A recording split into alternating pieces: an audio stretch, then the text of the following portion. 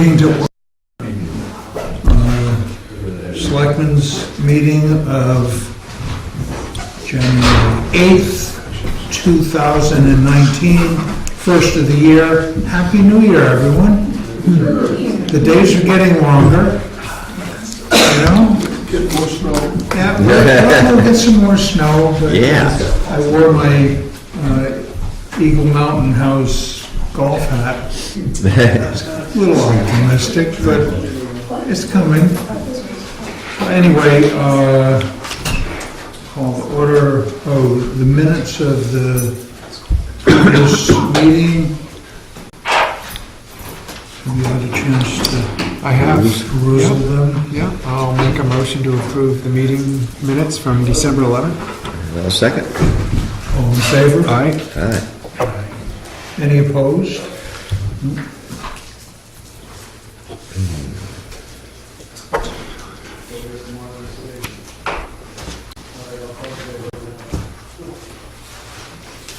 All right, then we have minutes.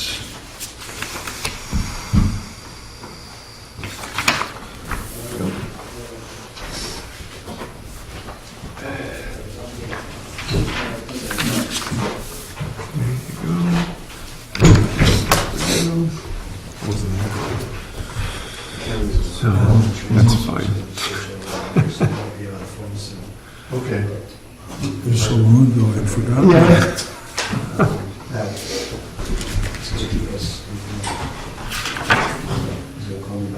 Then the update on the action items. We didn't really have any action items, but our next meeting is January 22nd, Tuesday the 22nd at 3:30 right here. The next one is February 5th, 3:30 right here, and that will be the second budget hearing.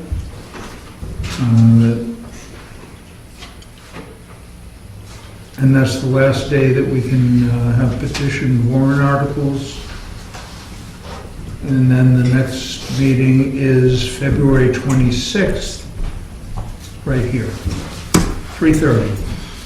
And can I also just add that we've got a public hearing scheduled. That's coming up. That's January 15th. We're going to seek input and look for feedback on a couple different things, right? Possibly looking into augmenting our the town's electricity here with the town buildings with solar power and a pay-as-you-throw solid waste disposal approach. So I hope you can join us for that as well. That'll be on January 15th, right here. It starts at 3:30. The first part of it is the solar presentation, and approximately an hour later, I think. I would say Then the pay-as-you-throw. try to move it towards that.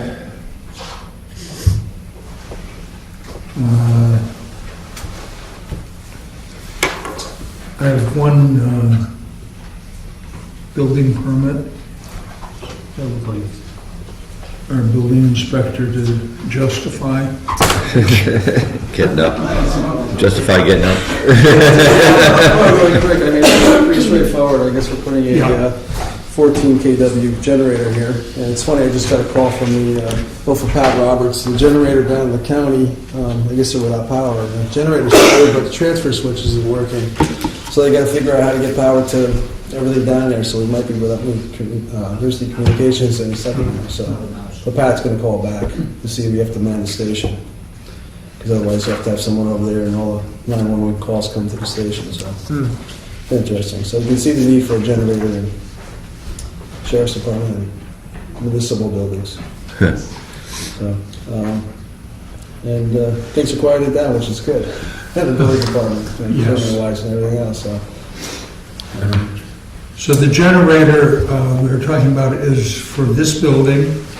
It will power the building during an outage so that the police department can have their radios, any emergency communication that they may need, and also the office people will be able to function with computers.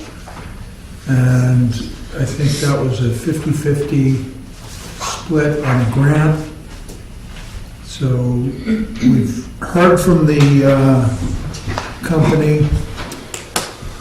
When they get a chance, they're quite behind. Or not really behind, but they have quite a backlog. It's like buying limber boots. You have to wait a while. But they will come in, set a pad, set the generator. We will hook it up to propane and get a tank and propane hookup. Once it's hooked up, then they come back and do the electrical, which will be a separate sub-panel with critical circuits on it. Pretty well thought out. Good, nice fellow came up, the principal of the company, to talk about it, and they do a lot of this work, so I feel pretty confident that we're going to have a nice installation. There it is. There you go. All right. Thank you. Anything new on Dana Place? I think it's going to slow down there. They're the front units. They're putting kitchens in, and fixing stuff in the bathroom, sinks and stuff. We're way in the back. The last units, they're still doing enough sheetrock up. So Nothing's rented. no, not yet. But he's hoping to get a couple of units here soon. But he's got to get the whole sprinkler system going and all that too. So up and operating before we rent anything out. So. And do they have to be fire coded between? They are all fire coded, 2-hour fire rated walls and ceilings between each unit, yes. Yeah, so they're, like I said, things have just slowed down a little bit, but they're still making progress. Yeah. Yeah. The days are getting longer. I know, there you go. Yeah, that's probably here. Very good. All right, Thank you. Thanks, Scott.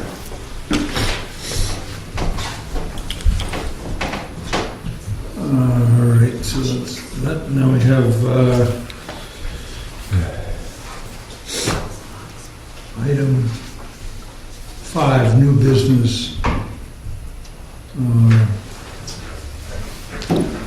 Okay, withdrawal from the trust funds. Dear trustees, the Board of Selectmen are requesting the following withdrawals from the trust funds as indicated below.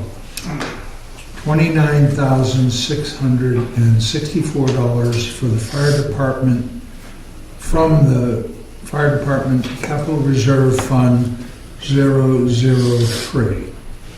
Purchase agreement dated 12/20/18 for $29,664 from Berlin City Auto Group. I'll make that motion. And I'll second. All in favor? Aye. Any opposed?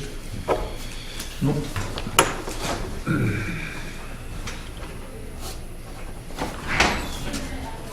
I think the rest of this is just the invoices from you. Thank you.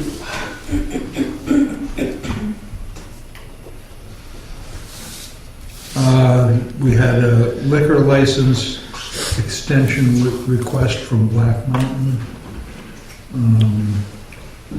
It's already in place by the state. We did look at it and approved it.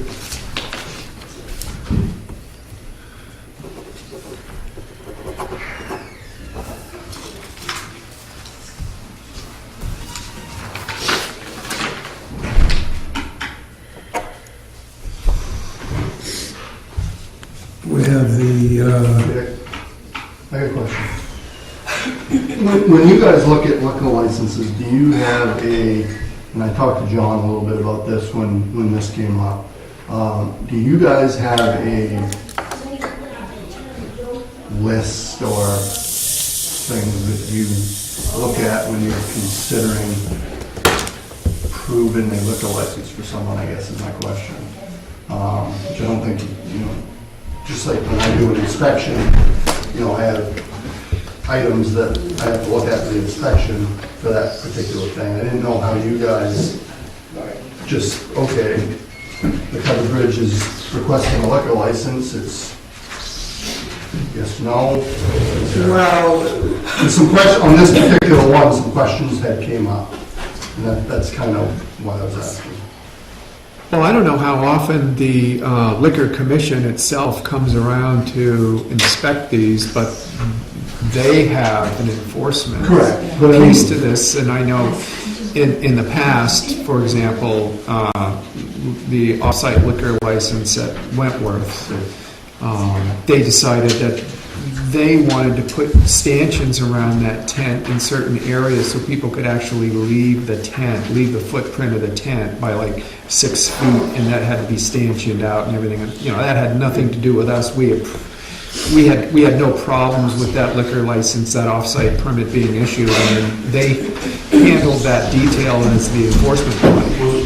The reason I brought it up was John had started asking me some questions about some ordinance stuff and this and that about the Black Mountain liquor license. Particularly, I think this one, because it was for the top of the mountain. And it kind of threw me for a loop because I'd never heard, the questions had never come up. I haven't heard the questions on other liquor licenses in here. So it kind of created some conversation between me and John. That's why I'm asking if you guys, if there's a noise ordinance or if there's this or this or this, we just got to make sure we're doing the same for everybody. Yep. the noise ordinance is, I think, signed on by anybody. It's mostly the summer wedding circuit, so that if they set up a tent, it is inspected. If it's over a certain size, the noise ordinance is something we enforce. We ask them to, shut down at 10:30. 10:30 is the, yeah. The shut down any bands or DJ music. And as far as signing on the permit, we're just signing off on the idea of it, saying we have no objection to this liquor license. But the state has, or J for the facility, the state, as far as enforcing their regulations on a liquor license. So we're just saying, yeah, that's fine with us, as long as they comply. Presently, there aren't anything that we would turn such an application down for, I don't think. I mean, that would exist, or have we done in the past already? It would have to be a real burden to turn one down. You know, if they're gonna set up a tent, have a temporary, inspect the tent. So basically, I'm inspecting it, the liquor commission's inspecting it, boom, you guys are happy that those two have been done, and that's it. Okay. Basically.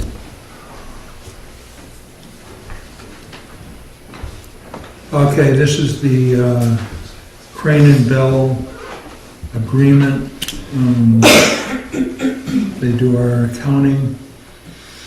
So we have an agreement for $2,250 quarterly from them. I've signed off on it. It's only for your information that we're doing that, so that is in place. We have a DOT letter. They're going to be paving Route 16, Bartlett, the Parks location, Jackson, and Pinkham's Grant, so I guess they're coming up Route 16, and 302, they're going to do the full, the treatment will include 3/4 inch shim, shoulder leveling, pavement markings. Anyway, again, it's for our information, it's going to happen. The state is coming in. I had a letter from the State Lottery Commission and this is for us, I didn't think there was any great interest in offering Keno in our establishments. I have none. Any interest? No, I have no I have interest. no interest myself, so just gonna go to bed. No Keno. To supplement the fire department income, and keep pouring a little over there. I think if we had like a 150-seat sports bar with, 8 big screen TVs, you might have to generate enough income off of Keno in an establishment like that. It might make it worthwhile, but I just don't see it. I mean, I don't think the Oakley, no, the Shenandoah, I'm sorry, the Shenandoah or yeah, we know where it is. The Wildcat Tavern, I don't know, I don't think any of them, I've never heard a request, so we'll let it go to bed.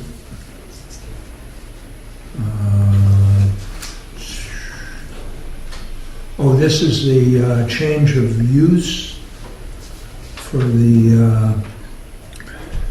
for a property on Green Hill Road, 0.45 acres removed from current use. The payout, which I think is 10% of the assessed value, is $2,500, which they will be paying to the town for the change of use. What do you think? Make a motion to approve the change of use. Second? All in favor? Aye. Aye. Any opposed?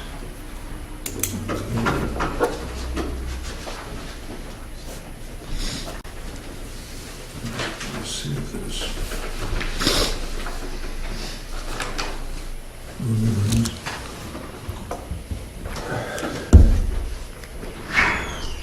I have a question on this one.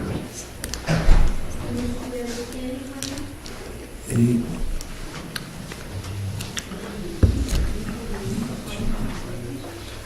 Sarah's got her hand up. Could I just ask the name of the property? The property, the name of the property, where it's located? So it was the one that was approved last meeting. It's just, this is the warrant for it. I do it in the minutes. We approved it, and then the assessor had to go out and look at it and see what it was worth, and then give us the figure. So that's where it is, and as soon as this comes Yeah, back, it- I'll read off the name.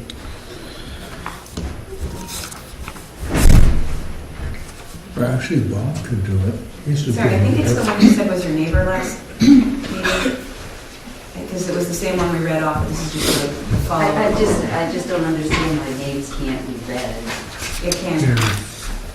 I'm sorry. It's not a secret, I mean, it was not a secret at the last meeting. I just don't remember what the name is. I don't remember what the name was, but it's Martha E. Horowitz Trust. Okay. Do you want their address? It's 138 Green Hill Road, R12, less than 10 acres. Okay. Thank you.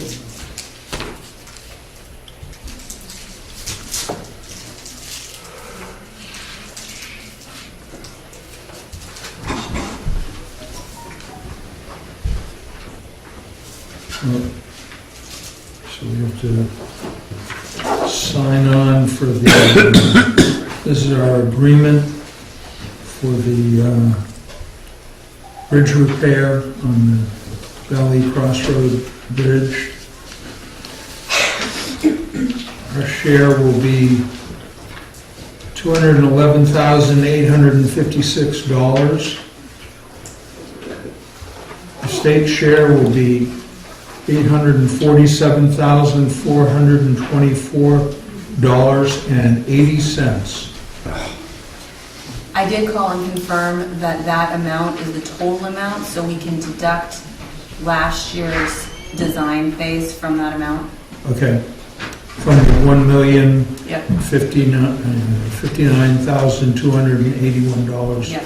We've already paid part of that, but this is the, we have to keep the paper trail going with the state on this because they're putting up their money. Motion to approve the Department of Transportation Valley Crossroads Bridge Agreement. Second that. Is there a question on that? What's it gonna end up looking like, do you know? Have any idea? Yeah, it's gonna look like a bridge. It'll have the Similar to what's there, or? have the like an trusses interstate worked highway? in for aesthetics. They will not have any support, So that it'll look similar to but what's it there? will look very similar.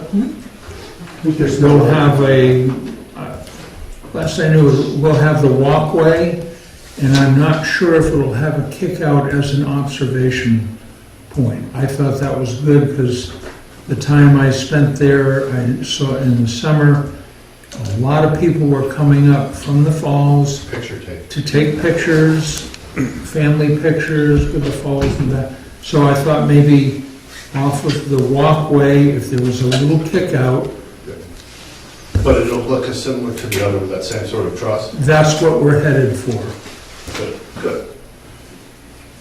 Yes, Dick, would you please repeat the amount of money that the state is contributing? okay, the whole project is estimated at $1,059,281. The state is kicking in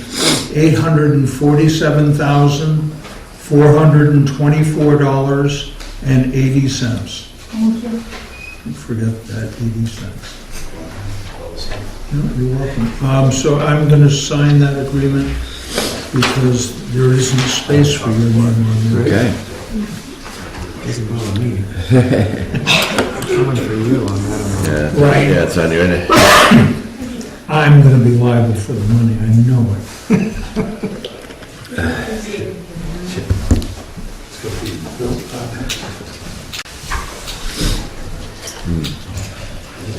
And that will be signed by the Commissioner of Transportation. Okay. Oh, this is the annual line of credit that we get every year with the bank, Muscoma Bank. It's $400,000. It's not a loan, it's not a bond, it's just a line of credit so that if we run into whatever, some problem, we've got money that we can access really quickly. I would make a motion on that. make a motion to sign the annual line of credit. Second? All in favor? Aye. Aye. Any opposed? Question on that, what is the interest rate, should we need to borrow on that, and when's the last time we've had to use it? We've never used it, and it's 3 point, yeah. And sometimes it depends on how much you borrow. If you You'll- borrow the whole thing, it's lower. If you borrow part of it, it's a little higher, but it's all within a range. Got it, thank you. Yep.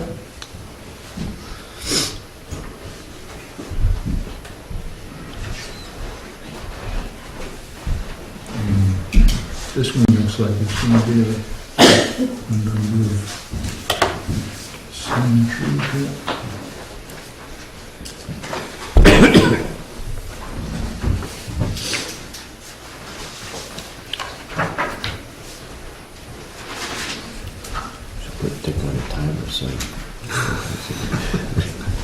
It's too late. We should have turned it over right off the bat.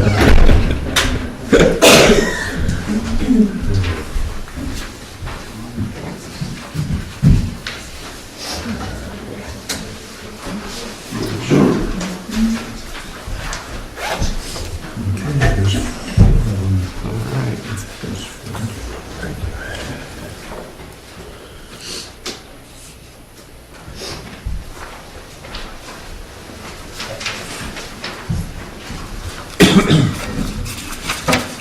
Oh, I have more. We got all four times. Julie's watching you.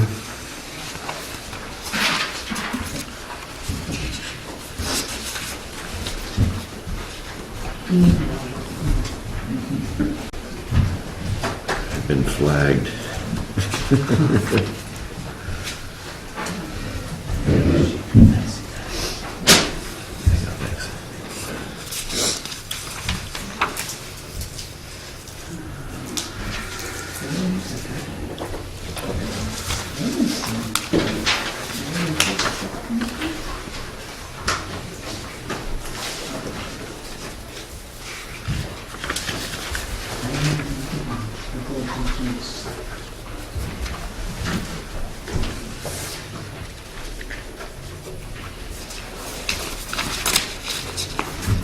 There it is, we've got a loan, or no, we have a line of credit. Got it all on the Keno.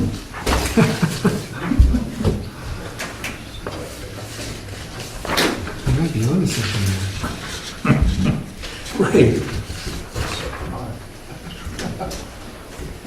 Pay everybody's taxes. Oh, here's the profit and loss, the budget. It's kind of tough right now. We don't have, we know what went out, but we don't have the figures to plug it in. But it's available. There's not much to get out of it.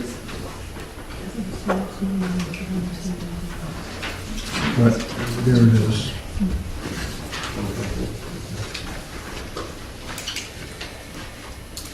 Okay, that was for the budget for the first meeting. Any update on the transfer station? We have nothing right at the moment. They're frozen over there. No. They get that ventilation thing squared away? I do you have know? not heard of that. I know we were going to set some of those containers. I don't know if that had been done yet. Okay. Do you know if the vent pipe for the... That's what you just asked. Oh, I'm I'm sorry. Sorry, no worries. No, I haven't heard yet. I got a transfer station safety question issue. So, it's more of a safety issue. I don't know if somebody can talk to them or talk to the wireless selectmen or talk to whoever. I was down there one day, got there early, like 11:45, and sat there with about 15 cars that were all backed out into the road, while the gate attendant sat right there until 12:01 before he would open the gate. And I was the first one up, and I know the guys, they, up to the transfer station, I don't believe they had anything so important going on that the gate could not have been opened 10 minutes early or 5 minutes early. I would think that would be a common sense thing for safety, especially in that location, on that corner, on that dangerous road. It seems like somebody ought to have a little discussion with them about that. I think we could bring that up at the next meeting of And I know the... they get there at 10, so I wouldn't think it'd be an issue. If traffic backs up out into the road, you'd be able to open the gate 5 or 10 minutes early. Well, if the attendant is right down there, can see there's 15 cars, Exactly. it would make sense to say, Exactly. okay, we're not gonna open, but you can come in, get off the highway, and we'll still wait till the minute to And open. that place is definitely, with all the upgrades that's been done, I think everybody knows that place is getting busier and busier and busier. Yeah. And I would come at 12:30. That's what I would do. Instead of being there at 5 to 12, but. Let's face it, twice as busy as it was 15 years ago, now is that? I know, but You're right about that, it is busy. it does open at 12. Twice as many employees as they had 15 years ago, and the hours haven't changed. We'll bring it up. Okay. The next thing is the solar project. So as was mentioned, our solar ideas are going to be discussed on the 15th of January. I believe we'll have it right here in this room unless we hear from a whole lot more people that are interested. But it's really going to be an informational. So I'd love everybody to fill this room up with solar advocates. And if you're not an advocate, you should be here also to express that. But I think it will work out when we can do it. It'll work out to the town's benefit.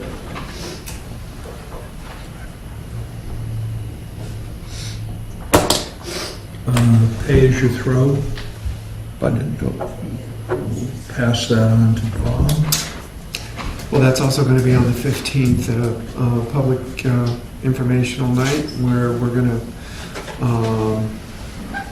present more information. I mean, we're trying to get flyers out, we're trying to get the word out about just exactly what that is. We're looking at mailers to go home so people understand it's a solid waste disposal approach that's being used in a lot of towns these days to find ways to turn solid waste disposal into more of a user-generated utility approach than just a thing that seems free to everybody, and it improves recycling and reuse in towns that it's in, and we're considering putting an article on the town warrant to gauge whether the town residents are interested in taking that approach. And so between now and the 15th, you'll probably see a flyer in your mail explaining in greater detail what it's about, how it's been used, and the impact it has on communities that bring it in. And we encourage you to come with your questions if you have any, or concerns, or let us know how you feel about it on the 15th. Thank you, Bob. The old library, I think the ongoing discussion with the old library now is whether to move it onto town property. The idea of putting it on town property would be to allow the town to have the facility used, even if it is a for-profit or profit-generating enterprise. Right now, we can't do that, but perhaps if we moved the library, we could see, not to preclude any of the uses that it's going to right now, but there might open up more use and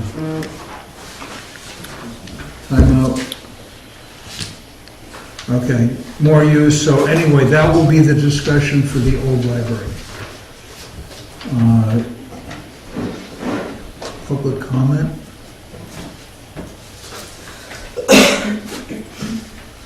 Seeing Bring on the budget. no hands, we're going to have our budget meeting